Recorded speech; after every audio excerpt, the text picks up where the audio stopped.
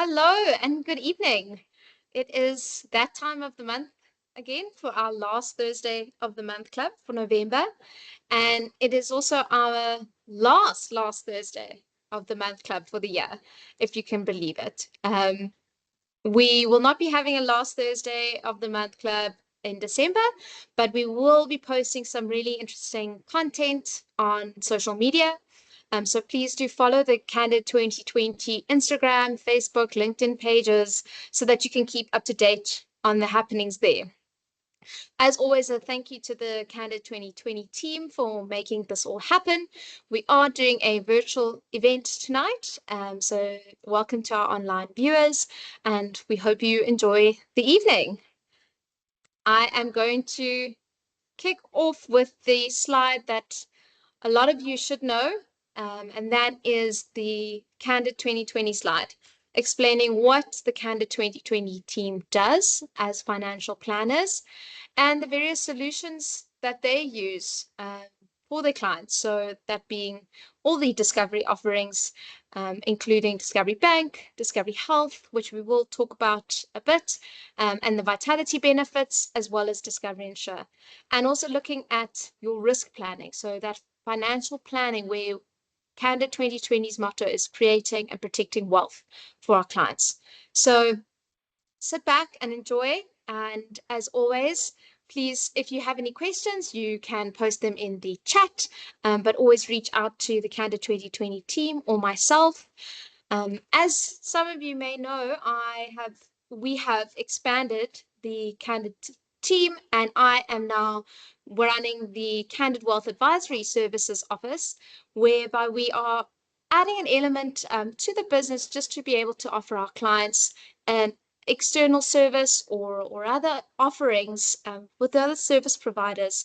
So I will be running with that, but please do reach out. This is just a snapshot of our very cool new website designed by a dear friend of mine, and please go and have a visit. It's www.candidwealthadvisoryservices.co.za.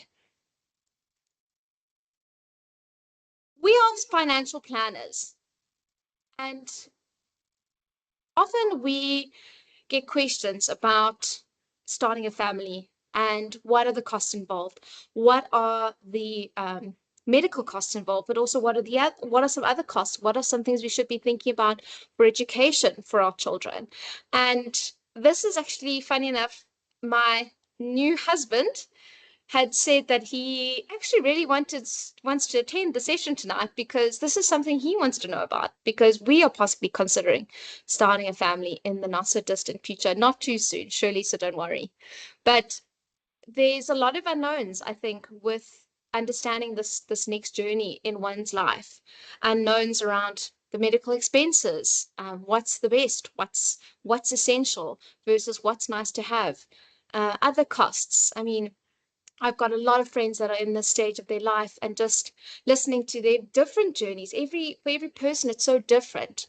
But putting my financial planning hat on, how do we help you navigate this new journey? And that's really where the session tonight comes from. And we are going to discuss everything from medical aid to vehicles for savings, and other risk benefits that one can look at once you've started a family.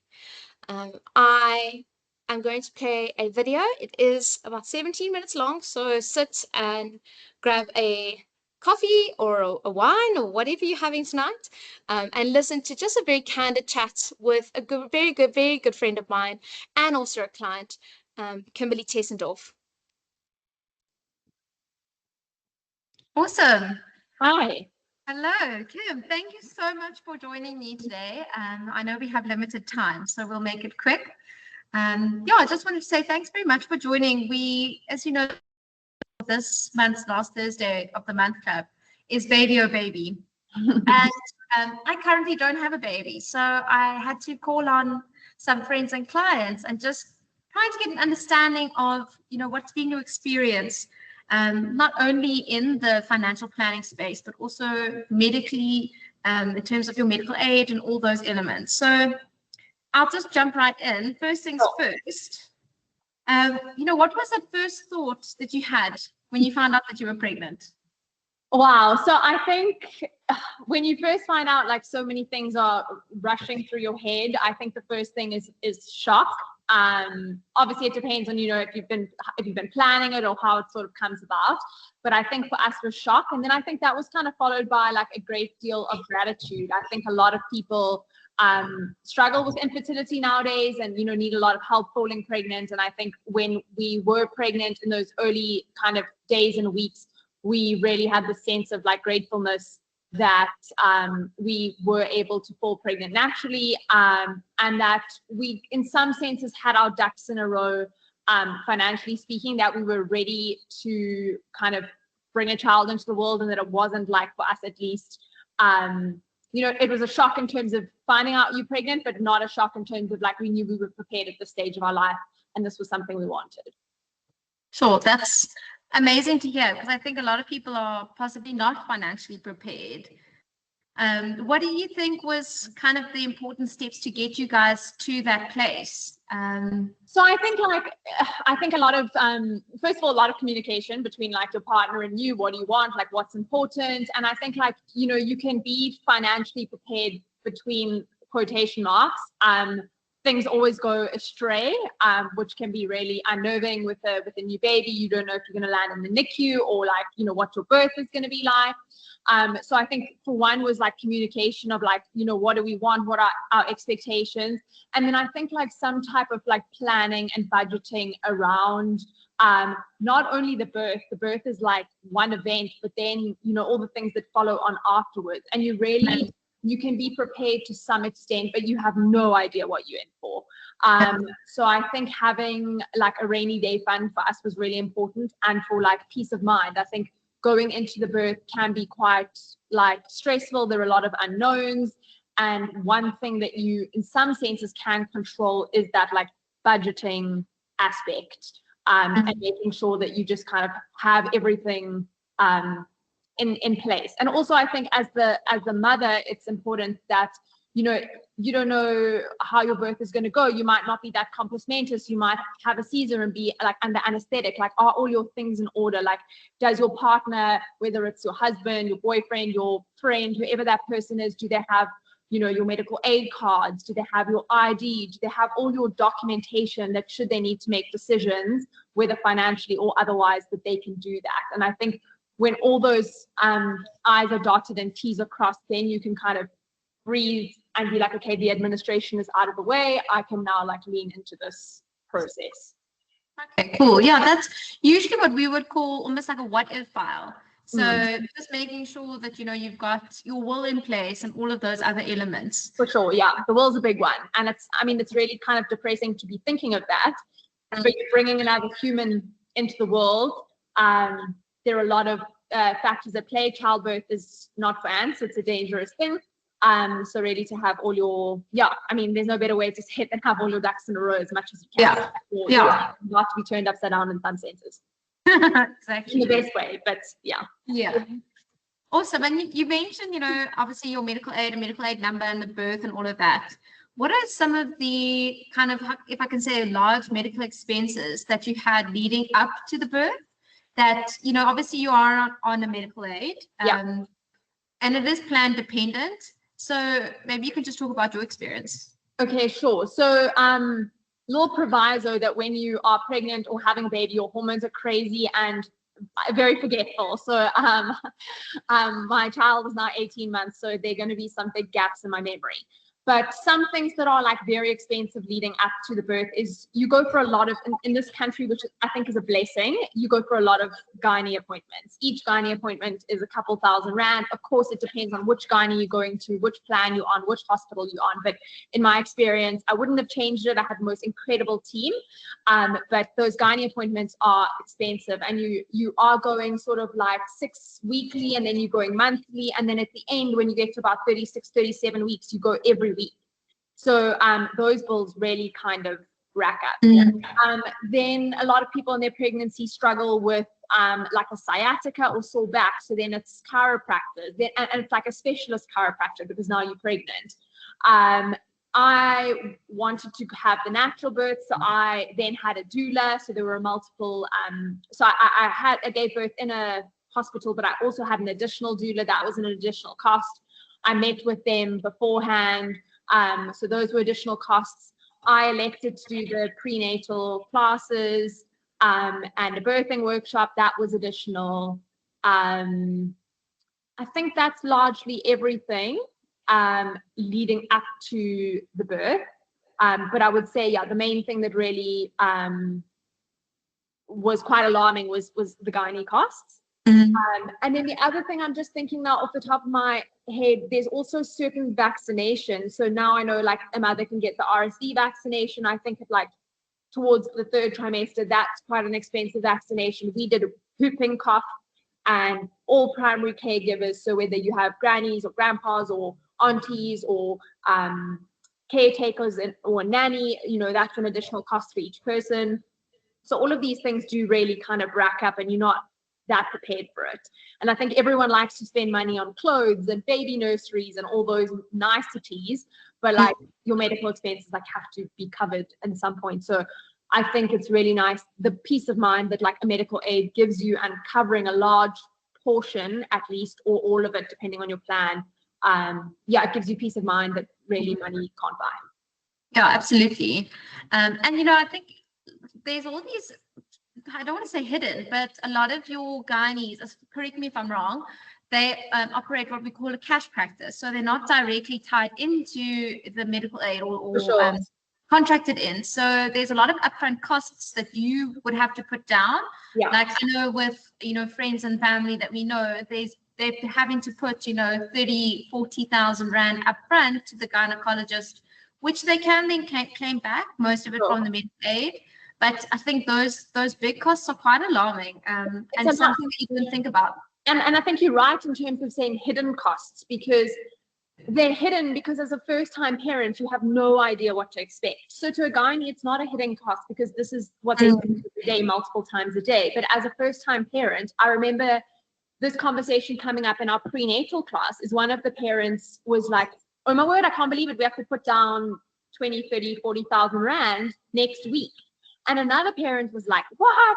And people didn't realize. So for us, we did also have to put down a 50% deposit. And if I could be mistaken, but I think it was at 37 weeks. And then the residual payment was paid after the delivery. But again, if you haven't planned and you don't have that rainy day fund or that additional cash lying around, it's a huge sum of money you just have to deposit into someone's account on the precipice of all these other bills coming. Yeah, absolutely. So I think it's something that when you fall pregnant, you go to the gynae, like you in some senses, I think like there's an obligation that you ask for all these things up front so that you have that time to really save that cash lump sum. In case it gets to 37 weeks, you do not want this additional financial pressure on top of what's coming. Exactly. I think that's a good point. And that's something I was shocked by. I had no idea. And you think, you know, not a lot of people just have that. So reiterating the importance of that emergency fund, that rainy day fund, whatever you want to call it, just access to some cash there. Absolutely. Yeah.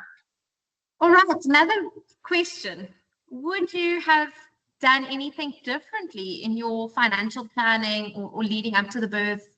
You know, is there something you feel like you wish you would have done? So I think I'm very fortunate from the perspective that my husband is in financial services. So he is our budgeter and he's very astute. So what he almost like did for us was he created like a bit of a timeline, and we knew at what points like huge payments were going to have to be made. And we had provisions. For example, I wanted to go with the natural, but I didn't know, was I going to have an epidural that was going to have an additional cost of a anesthetist, you know, that's another 10,000-15,000 Rand. Then what happens if I elected for the Caesar? That would have been an emergency Caesar. That would have been an additional couple thousand Rand. So we kind of planned out like, okay, worst case scenario, like this is what we were going to be in for. And at this point, this is what we were going to be in for. So I had complete peace of mind from a financial perspective that like worst case scenario for me was going to be a Caesar, baby in the NICU. Our medical aid would have covered the in-hospital costs, the additional costs, which would have been for the anesthetist and the emergency Caesar, we upfront could pay for if we needed to. and then you could claim it back. I think, you know, the medical aids are amazing in the sense that you can claim the money back, but if there's an upfront payment, you need that money. And I think that's the scary thing is you get there on the day, you're in labor, and they're like, you need to put down this down payment, you don't have it. So I was very blessed and lucky that everything went according to my wish list and plan. But it's not the narrative that I hear on the street. Like a lot of things don't go according to plan. So I think, I think I was really lucky, and I think I wouldn't do much differently. I think we've spoken about the costs leading up to the birth. We haven't even touched on the costs after the birth. In the hospital. It is, if you think you're going to spend X, you're going to spend 3X. So I think you've just got to kind of frame it like that and really kind of see this as, you know, it is a blessing, and there's an element of like romanticism and spontaneity behind having a child, which is beautiful. But it's also like this investment that I think you can bring yourself peace of mind by planning the financial side, or at least being, I don't want to say secure because I don't think anyone really feels secure in this climate, but, you know, feeling just having cash, liquidity on hand. Yeah. Just having a bit of a buffer. So very long story short, I think because of who I'm married to, I was lucky. And I think also through my learnings of, I'm the youngest child, you know, my siblings have had kids, their learnings. But just chatting to people who literally first child, they're the oldest child. I think it's a very like quite a jarring thing. Like there's a lot going on. Financial stress is not something you want to be focusing on. So try to mitigate that and plan for it to get it out the way. Yeah. And I mean, like you said, we haven't even touched on all the after costs. I think that's when the real shock hits, you know, school, where do you send them to school? All these kind of things. I mean, not even that far down the road. It's like things like you're in hospital, and then there's laser, because, you know, breastfeeding can be painful, and the laser can help you. That's an additional cost. The lactation specialist. Then perhaps your baby doesn't latch. You need formula. Formula is 400 Rand a bottle. Then it's nappies. And then it's, you know, the OT or the speech therapist if you got a tongue tie, or it's just they're things you the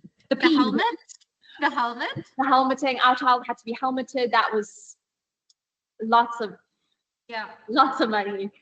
So it's just all these eventualities. And I also think as a parent, you know, this is a whole nother topic that you could go on about, is certain things that you forced into doing because you feel like you're a bad parent if you don't. So like everyone sending their child to the physio, so you're like, oh, I must send my child to the physio. So you've got to be careful in what you feel is mandated and what's important. And it's very important to trust your gut instincts. But it's nice if you feel like you need to go somewhere not to be obstructed by, okay, but I don't have the cash to do that. Absolutely. Yeah. And then maybe just a last word. What would be your 1 second, 1 minute advice for new parents? Where do they start? So I think my advice would be, from a financial perspective, would be like, have some type of a plan. Like not everyone is as organized, but I think you can bring yourself a lot of peace of mind by having some plan. So that starts with like a medical aid, like decent medical aid, gap cover, I think is paramount. And then just having some type of buffer, as we've spoken about. And then the other thing I would just say is like really pick your team. Everyone, like in my sort of close circle, we speak about like how much we love our gynaes and how much we love the teams we were with. I think that in South Africa, we're so blessed by an amazing like medical fraternity. And we have the power to like largely choose who we want. Obviously not everyone is in the same privileged position, but if you are in a privileged position, choose a gynae and a team that really resonates with you. Birth can be the most empowering, amazing experience, whether you go natural or Caesar or whichever direction you go, it can be a really amazing experience. If you lean into it and you have people who support you. So two things I would say is arm yourself with an amazing team and support structure. And the second would be like, to the best of your ability, be like financially astute about it and be well prepared so that you can lean into the emotional, being present, enjoying this miracle that it is, and not be like so concerned with the financial aspect. Awesome. I think that's incredibly wise words, and that is really the message we're trying to get out there. Is that it doesn't have to be this big scary thing if you can actually just prepare, and put the right plans in place. Yeah. So Sorry, and then one other thing just to Yeah. add, what I'm thinking about is also really helps if you have a really good broker, because if you have a really good broker and things do go astray, in some senses, it's amazing that you can contact this person and be like, these are my numbers. We are having a total freak show. Like, can you assist? Because it's also the first time like you're dealing with these codes and like all these things that you don't understand, and you're already in this heightened sense of like baby's coming, all these things that it can seem quite overwhelming. So having someone on the other side that can decode the financial terms or whatever jargon you guys use is also really, really nice for someone to dumb it down and really explain it to you. That's awesome. Thank you. Yeah. Thanks so much for your time, Pleasure. Kim. I really appreciate it. And yeah, thank you for your insights. Pleasure. Have a great day. You too. Ciao. Bye. Bye. All right. Let me try go next. So I think Kim shared some really interesting insights, and I have to say that I learned quite a lot about what awaits a new parent, a new family from a medical cost perspective. As she mentioned, she is on a medical aid, but in her case, they've opted to be on a hospital plan and then cover a lot of the day-to-day elements themselves. And there is a maternity benefit on the Discovery medical aid, which we will get into in a bit more detail. But I actually just wanted to put some of the costs down and add them up, which gets to a bit of a scary figure. Having just been married, this is not an option at the moment. So it's quite a thing that one has to prepare for. And I think also, like Kim said, is choosing your team.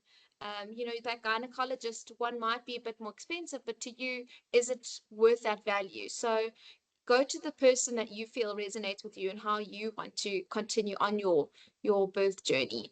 And then just some other costs there that I researched, that the RSV vaccine that you mentioned, that's 3,700 Rand. So quite an expense, but there could be huge long-term benefits, obviously for mom and baby. And I also just wanted to highlight that upfront cost. We did mention that you need to pay upfront at a lot of the gynecologists and obstetricians offices, and that you can claim back. However, it's a big upfront cost, and what we were trying to iterate in that discussion is, do you have that 40,000 cash liquidity that you could be able to put down towards that to booking your birth effectively? So adding all of that up, I did a bit of an estimate, timesing the gynecologist visits by the estimate number of visits. That gets you to about 62,000 Rand. So a heck of a big number. So this is not to scare you. This is really to make you understand what awaits you, and we will hopefully guide you in the direction of what are the solutions available to you that can help to mitigate some of these costs. And it's not only the medical costs that add up. We didn't quite touch on the costs, planning and all the equipment, if you can call it that one needs when you do welcome that little bundle of joy. I was quite flabbergasted that you can actually pay, up to 40,000 Rand, if not more, for a pram. They even have WesBank financing on some of these devices, or some of these strollers and prams, and car seats, which are often included in the whole package, which can be quite a benefit. But on Vitality Drive, which is Discovery Insure's short-term offering, if your car is insured, you do actually qualify for a Vitality Drive car seat benefit that gives you a discount at one of the store partners. So a really good benefit to maximize on if you are a Discovery Insure client. A baby monitor, 5,000 Rand. I attended a baby shower that had that on the registry, and I thought to myself, heck, I can't get that as a gift, let alone buy one for myself. So it's quite important to know what these things cost. sure, that could be the top of the range device, but I did just want to highlight what these what these devices could cost. And then I was skipping ahead to childcare, early development classes. Those are all costs that are not now in your budget that you will need to make room for. So bearing in mind to have a bit of buffer in your budget, but also that these costs are coming. And like I said before, we are financial planners and we're here to help and guide you. And we are talking about having a baby and all the excitement around it. But I did want to touch on some of, or how can I say, a benefit where we do see couples that are actually struggling to have a child. And the cost of infertility treatment is incredibly expensive. I do have a client that went through this whole process. And what is nice is on the Discovery Executive and Comprehensive plans, they do have what we call an assisted reproductive therapy benefit. And this allows you coverage of up to 135,000 Rand per year for that infertility treatment, including your egg retrievals, embryo transfers, and freezing, which are all very expensive, but it is good to know that there is that cover available to you. And then I'm also just going to jump in while it's in my head, is that we can upgrade medical aids now for the end of the year. So if you are, or for January rather, so if you are considering having this type of treatment in the coming year, or it's something you've been considering, it might be worth upgrading your plan, even if it's just for the year until that bundle of joy joins you, hopefully. But just understand that there is that benefit there for you. So now you're blessed with your bundle of joy. What now? And from what now, I mean from your medical aid perspective. Discovery does have a very rich maternity benefit. A lot of other medical aids will have something in some way, shape, or form. But tonight we're just going to focus on the Discovery benefit available to you. And once you have a confirmed positive pregnancy, you can activate the maternity benefit on either your Discovery Health app or on the website. And what's nice about this benefit is that it's a risk benefit. So what that means is it actually comes or forms part rather of your hospital coverage, and the costs don't come out of your medical savings. So to explain that in the long and short of it is, let's say, for example, you want to go to the gynecologist charges maybe 2 times the health rate. The maternity benefit will cover up to 100% of the health rate from the maternity benefit. The rest will either be from your pocket or medical savings account. But I will get into that in a bit more detail. The benefit does work slightly different on a different plan. So for example, the comprehensive plan and executive plan do have more consultations with the doctor, but we will get into those details. And something I just want to reiterate is submit your claims. If you are pregnant and you don't know really if you have the maternity benefit, first of all, activate it. Second of all, submit all claims. So even if you are on a hospital plan and you think, well, I don't have day-to-day savings, my gynecologist visit is not going to be covered. It might well be through your maternity benefit. So still submit those costs that you've paid for. Just a little bit more detail on the maternity benefit. I'm not necessarily going to go through all of the different items that the maternity benefit covers, but you've got GP and gynecology consultations, certain scans, and that's also including your genetic scanning for genetic conditions such as Down syndrome, etc. And something that I've just chatted to about friends, most of my friends that have had babies recently have gone to what we call a fetal specialist. That is an additional cost. So yes, they do a lot of tests and things like that. Some of it may be covered under the ultrasound and screening, but that could also be an additional cost to you. So just to be aware of that. And then you've got your afterbirth care, and a nice benefit that Discovery's added to that is nutritional assessments with a dietitian, and as well as 2 mental health care consultations. And I think that that's incredibly important to highlight and just to acknowledge that there is a toll on one's mental health through this whole process. It's an incredibly emotional process from what I've seen. I've obviously not gone through it, but hormones all over the place, incredibly, possibly health risks at place, or potential health risks. So it's really important to make sure that as the parent, you are checking in on your mental health and making use of this benefit if it's available to you. And then also some pre and postnatal consultations, which Kimberly also mentioned. So some of them could be covered through your Discovery benefit. So again, just submit all of your costs. All Discovery or your medical aid can do is say, we're not covering it, but rather try your luck, shall I say.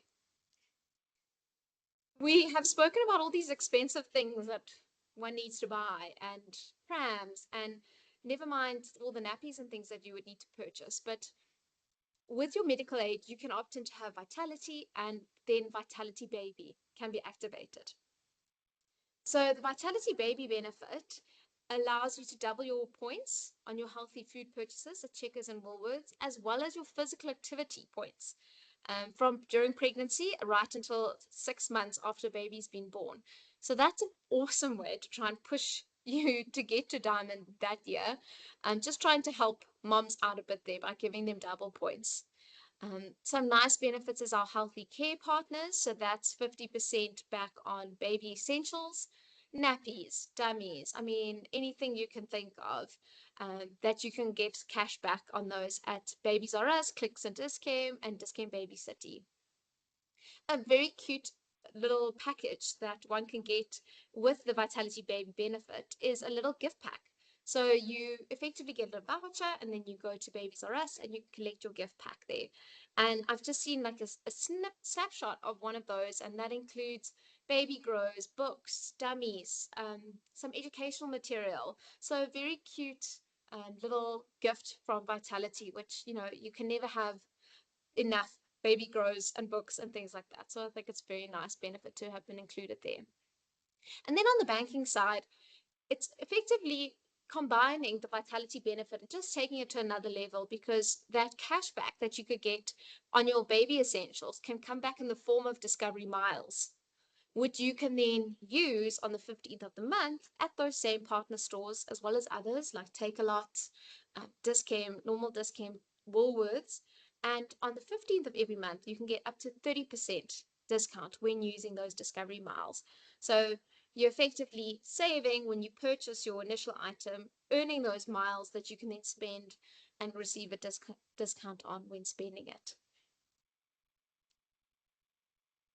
So this is a query that we get very often with everyone's babies being born, is the stress or thinking it's this horrible thing where you have to complete forms of adding a baby to your health plan.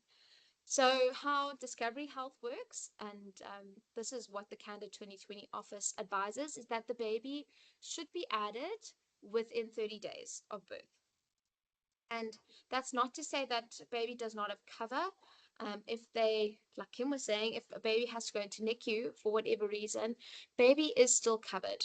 However, we do encourage you to get baby on as soon as possible. So it's a very, very easy process. You contact your financial advisor with baby's full name and ID number. They then will log you onto the system and send you a one-time PIN, which effectively gives the consent to add baby onto the plan, and then that baby is added and all done. You'll get a new membership certificate, and baby is now covered. So it's a very simple process, no forms, really nothing to stress about, but your financial advisor will need the ID number and full name.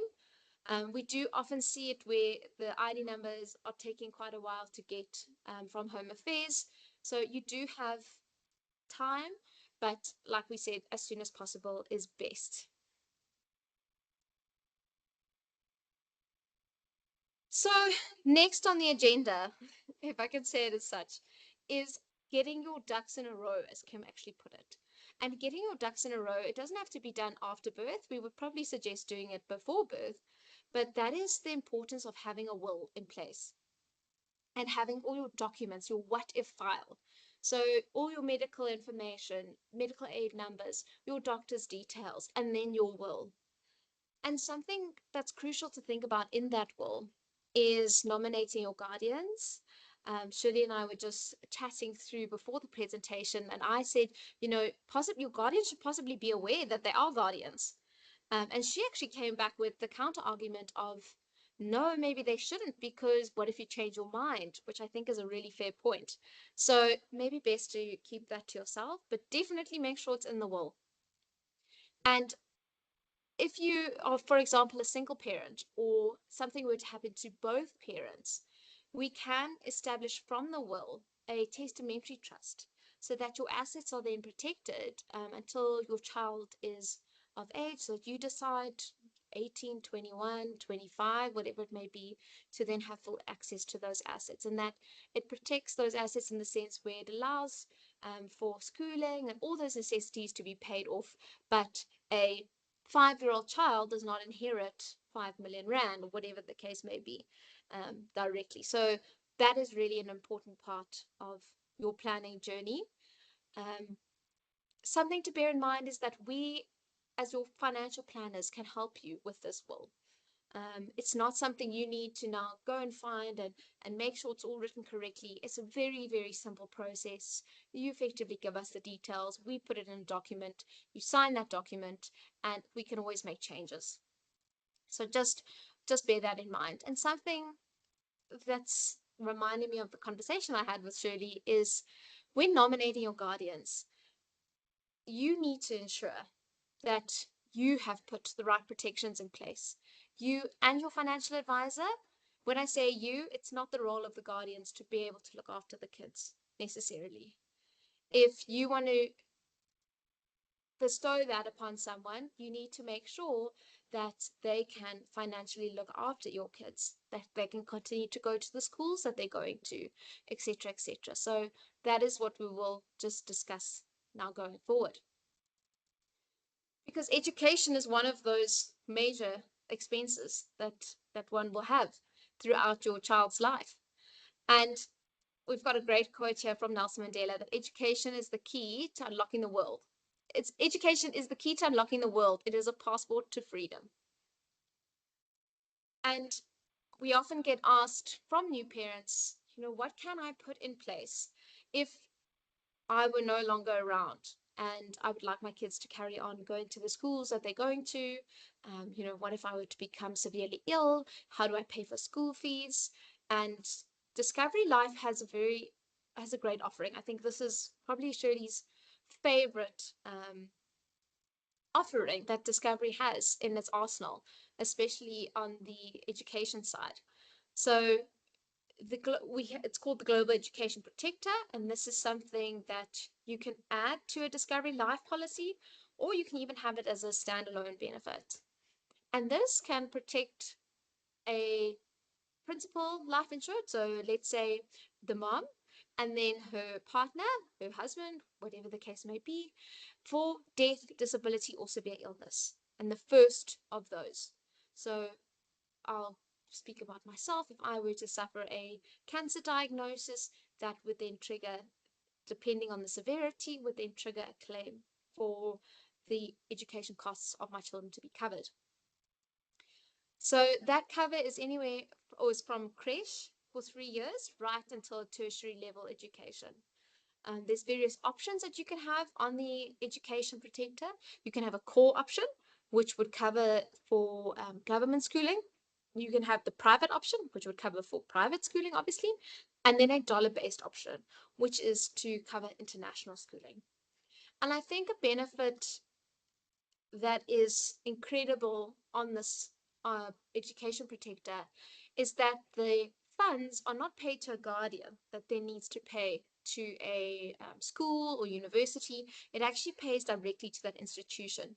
So it alleviates any possible misappropriation of funds or whatever the case may be, and just gives you that extra peace of mind that you know that that schooling is being covered. Shirley has had a client who she encouraged to move over to this benefit, who was hesitant to move and eventually did. And unfortunately, the husband passed away, but her kids, the wife that survived him, her kids were able to still go to top private schools in South Africa. So we've seen it in action, and it's really truly a great benefit and something that we encourage every single parent to take up. There's also a benefit called the University Funder benefit, and this looks at your engagement with Vitality over the years. And if you don't claim on this indemnity benefit, you can actually get up to 100% of a 3-year university degree covered. So giving you some sort of capital protection, but also giving you that indemnity benefit. And I think what's quite staggering figures is, I think this was maybe from about a year ago or so, but about 34,000, almost 35,000 children currently covered on individual policies, and almost 600 children, currently receiving payouts on these individual policies. And that's excluding the Discovery Group benefit, which has this benefit automatically included, which is very powerful.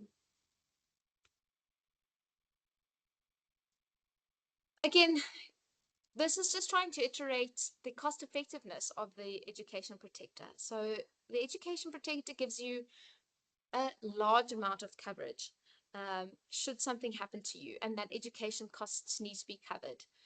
It should not only be in isolation. We still feel as financial planners, you should be saving something towards tertiary education, or not even tertiary education, just for them to start schooling.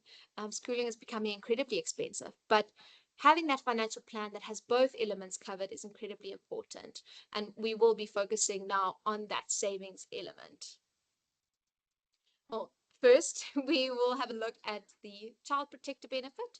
So again, this is a benefit that one can add onto a Discovery Life policy. And a personal story comes to mind of a client's sister that actually, her son went through a childhood cancer diagnosis. And just to see the financial toll it took on the family, unfortunately, they didn't have a benefit like this in place at the time, but just seeing how that takes a toll on the family as a whole. And what the Child Protector benefit is there for is to cover your child should something happen to them. So severe illnesses, as well as certain sports injuries, burns, bone fractures, ICU admissions. So a very wide range of cover. And it's a terrible thing for us to think about and talk about, but it's a no-brainer if you are a parent, to be honest. And it's an incredibly cost-effective cover that has a small funeral cover included in that. So if that's a concern for you as well, really worth looking at adding into your portfolio. Then we get to the savings part. So school fees are expensive, and the sooner you start saving, the better. I remember starting work as a financial planner at Discovery, and I had a colleague who was a bit older than me who had started saving for her child's future. She had no child yet, but I thought to myself, wow, imagine what that would be now for that child. And I'm sure it's made a huge difference in her life. And that because of that compound interest, and we have old Einstein there, that saying that compound interest is the eighth wonder of the world, and he who understands it earns it, he who doesn't pays it. So investing as soon as you can in the market, whatever vehicle your advisor has recommended, is the best start. In my chat with Shirley earlier, she mentioned an endowment. So an endowment is typically a 5-year term investment. And that allows you the opportunity to be able to, for example, pay for your child's school fees upfront in the beginning of the year, if you've saved appropriately. And as I believe that there's a discount for paying upfront. So why not maximize on that? If you have the opportunity now to put some funds away to benefit yourself in the long run, and not just, making ends meet, paying the school fees as it comes, actually planning to be ahead of it when it comes. And I will speak about this in the next slide, but giving a gift of an investment account is possibly the best thing that one can do. Grannies, granddads, they can contribute towards this or start it. Shirley and I often have a discussion around tax-free investments that I'll get into, but the portion of people saving for education or that have an education policy in place, these are statistics on South Africa. I mean, in 2017, we only had about 44% of people saving for those school fees. So it's really a gap, unfortunately, that we do see in people's financial planning journeys. So we're really there to help encourage you and show you your numbers. So, for example, let's have a look at what would a Kuro pre-primary school cost, and we'll work that back. How much should we be paying a month? That is where your financial plan is there to show you your numbers. And Shirley and I always debate on the tax-free investment versus a normal unit trust. And there's so many different variables that one can look at in that. But I did find this quite an interesting little snippet. And that is, if you take out a tax-free investment, you can do that in your child's name and contribute on their behalf. And as it says, if you keep the money in a tax-free investment until your child turns 18, the value of the tax-free investment will be 22% greater than the equivalent taxable unit trust investment, because remember, your unit trusts are taxed. By the age of 30, this difference widens to 42%, and by the age of 65, the investment would be more than double the value of the same taxable unit trust investment. So, there are various arguments. Do you maximize on your child's tax-free, or do you leave some for them to still contribute? As you know, it's limited. So we can give you that kind of guidance and give you that kind of advice. And this is also great for grannies and grandpas. So we have a lot of clients whose families are having grandkids, Shirley included. So this is an awesome initiative to start and a great first birthday gift idea. Shirley actually started one for her niece's son on his first birthday, and gave the details to the family members so that they could make any deposits. And if you think about a first birthday party, you see this pile of presents, and the child's going to play with that ball for how long, versus the value that you could give a child with an investment in their name. And that brings us to a close. And the reason why we are actually talking about this topic this month, which is very educational for myself, possibly going through this process in the distant future, but also for baby Davidson, Haley Davidson, Shirley's daughter Shona, had a baby on the 25th at almost midnight. And that is why we are doing this, is because we are now in that phase of our lives where babies are coming into our lives, and how do we plan accordingly and make the most of it. So this is possibly an information overload, but I think at the heart of it is trying to understand that, partner with that financial planner. They are your partner and able to help you through all these very confusing, very stressful times.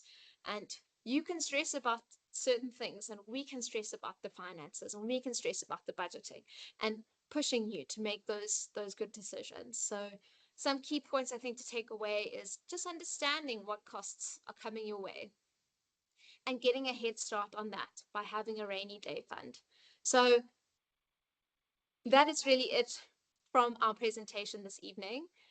We hope we've left you with some insights and hopefully something to take back. And as you know, we are always here for you, be it at Candid 2020 or Candid Wealth Advisory Services. As you know, both Shirley and myself are certified financial planners, and we are here to hold your hand. And I wanted to say thank you so much for making it through the end of the presentation. And we hope that you have a lovely festive season.